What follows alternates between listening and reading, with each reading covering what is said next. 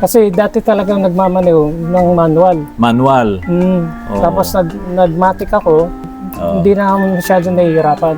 Ayun. Nga lang, sa kagustuhan makasigurado, nakatapak ko sa gasolina, nakatapak din ako sa preno. Ano nangyari? Eh, yun, nagkaroon ng problema ngayon.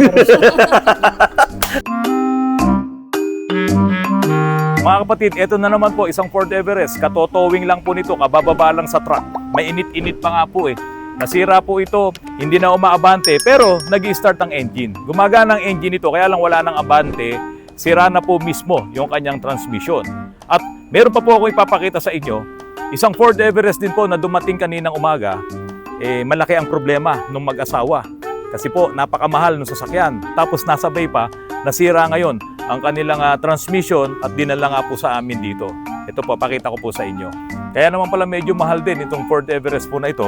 Ito po pala ay 4-wheel drive. Gusto nyo ba? Tignan natin ang loob. Tara, tignan po natin. Start ko ha. Yan. Ingay. Sali po ha. Pakinggan nyo ha. Isa pa. Ako, maingay. Okay mga kapatid, ito po yung Ford Everest na nasira ang transmission po nito. Kasi naman po, yung may-ari po nito, dalawang paa ang gamit niya. Ganito po oh. Nakaalalay daw ang kanyang kaliwang paa dito sa preno at yung isang paa naman dito sa accelerator. So ganyan po siyang magmaneho. Talagang masisira po ang sasakyan, masisira ang automatic transmission.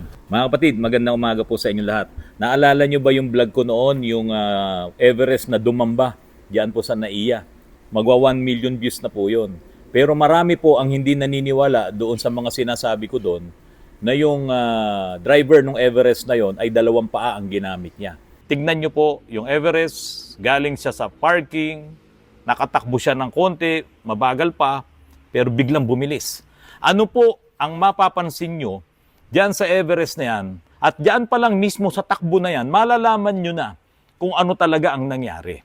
Ito pong sasabihin ko sa inyo ay kung ano yung nakita ko diyan sa video na yan na napaka-importante na baka mamaya maulit ito kung hindi malalaman nitong mga datihan ng mga driver na gumagamit ng manual transmission tapos ngayon ay gumamit ng automatic transmission na sasakyan.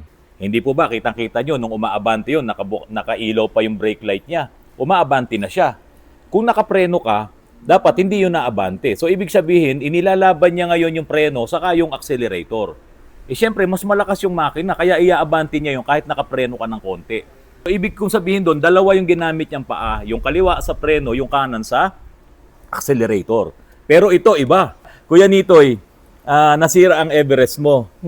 Napakamahal ng Everest mo. Magkano mo nabili yan? Bali, financing pa nga yun eh. Financing. Parang sa computation ko, aabot ka ng 1.4 million, ano? Hanggang sa matapos mo. 500,000 na down payment, tapos monthly amortization ng 19,000 for 4 years. So, aabot ka ng 1.4 million. Ang bago ngayon, 1.8 million lang. Kaso, nasira yung kanyang Everest. Paano nasira? Ito na. Dalawang paa ang ginagamit ni Kuya Nitoy sa pagdadrive ng kanyang Everest. Kaliwa sa preno at yung kanan sa accelerator. Bakit ganun ang ginawa mo, Kuya Nitoy? Para maalalayan ko yung takbo. Oo. Ang tendency ko doon, yung parang takot kasi ako na biglang dumamba eh. Dumamba, oo. Importante, kung nakatapa ka sa preno, kahit papano, maalalayan mo kagad siya. Yung abante niya.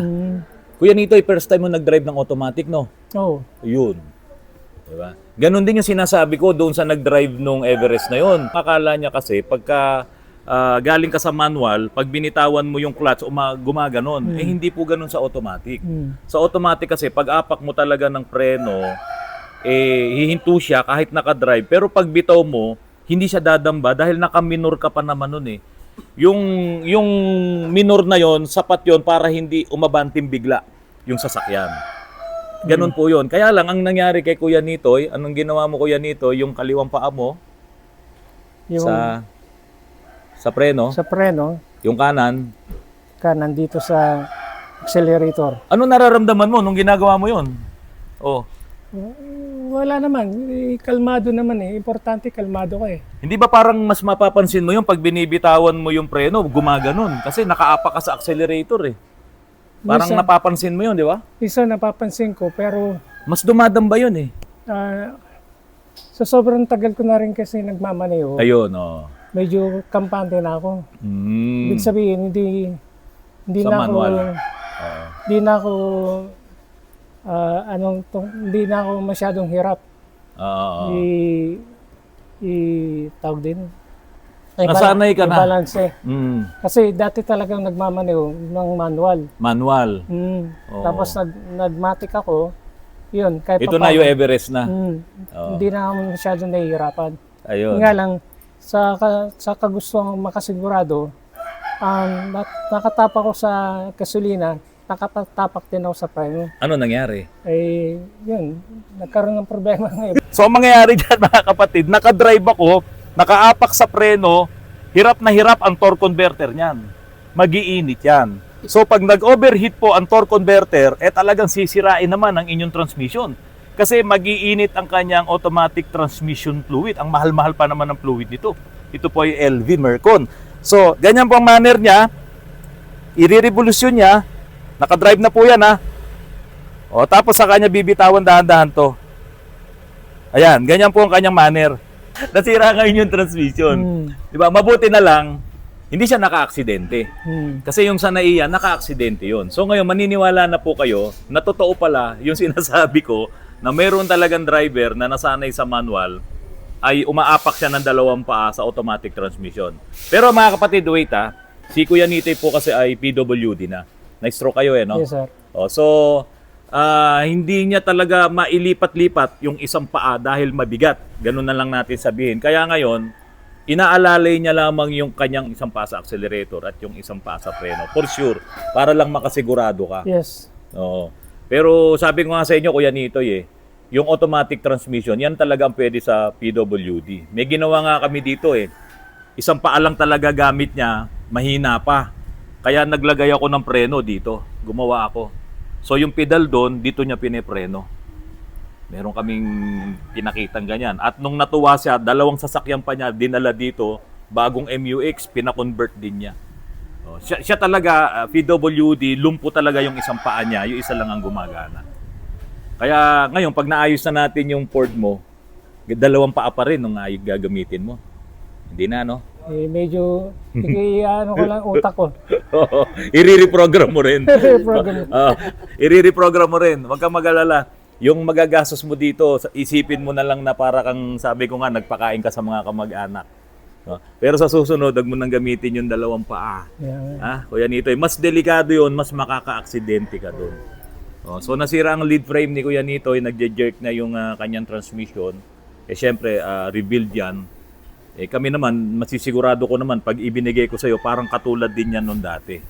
At wag mo nang ulitin yung dalawang paa para hindi na masira yung 1.4 million mo na 2017 na Ford Everest. Harinawa. Harinawa. Kung naaalala nyo po, yung vlog ko, na yung Ford Everest na nagwala doon sa NAIA, yung dumamba sa NAIA na nakadisgrasya ng dalawang tao, isang bata at isang matanda, namatay po yun. Malamang ganito po talaga yung manner ng kanyang pagmamaneho. Nakaapak siya sa preno, tapos galit na galit ngayon, yung accelerator, tignan mo, nakailaw yung brake light. Tignan mo, nakailaw po yan. Ayan, videoan mo, Glenn. Nakailaw, no? So, pag bitaw ko ngayon ng brake light,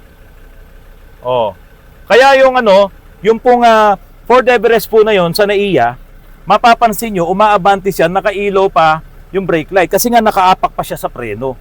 Ngayon, nire-revolution naman niya yung accelerator, kaya umaabante, tapos nakalalay siya sa preno, parang ganito, ayan, no? Tapos biniglaan niyang ganon. Nung binitawan niya na yung preno. Ngayon, ito namang isa, computer box. Pinalitan saan? Lakas mo Pasay. Napalitan yung computer box mo. Pinalitan Ng iyong Toyota Raze. Toyota Rush. Rush. Tapos nirarush mo kami ngayon. Hindi, biro lang. Bibili tayo ng computer box. Mga kapatid pagka kayo naka-automatic transmission, isang paa lang gagamitin nyo.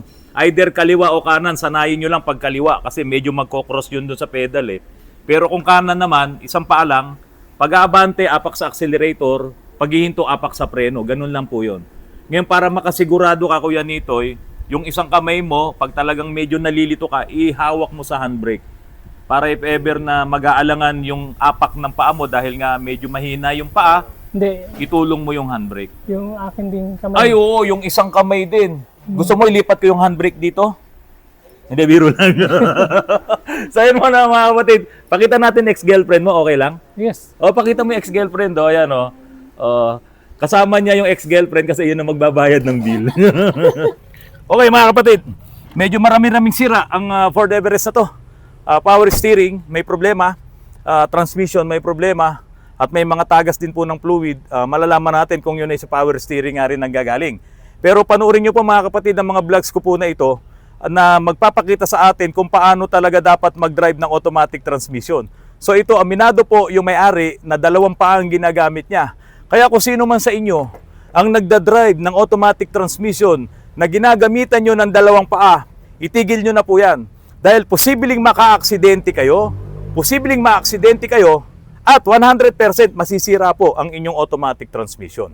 Mga kapatid, maraming salamat po sa patuloy na pagtangkilik nyo po sa aking channel. Ang inyo pong lingkod na si Otoran sa handang tumulong sa inyo kung kayo po ay nangangailangan ng mga suhestyon, nangangailangan kayo ng sagot sa inyong mga tanong. Mga kapatid, magandang hapon sa inyong lahat.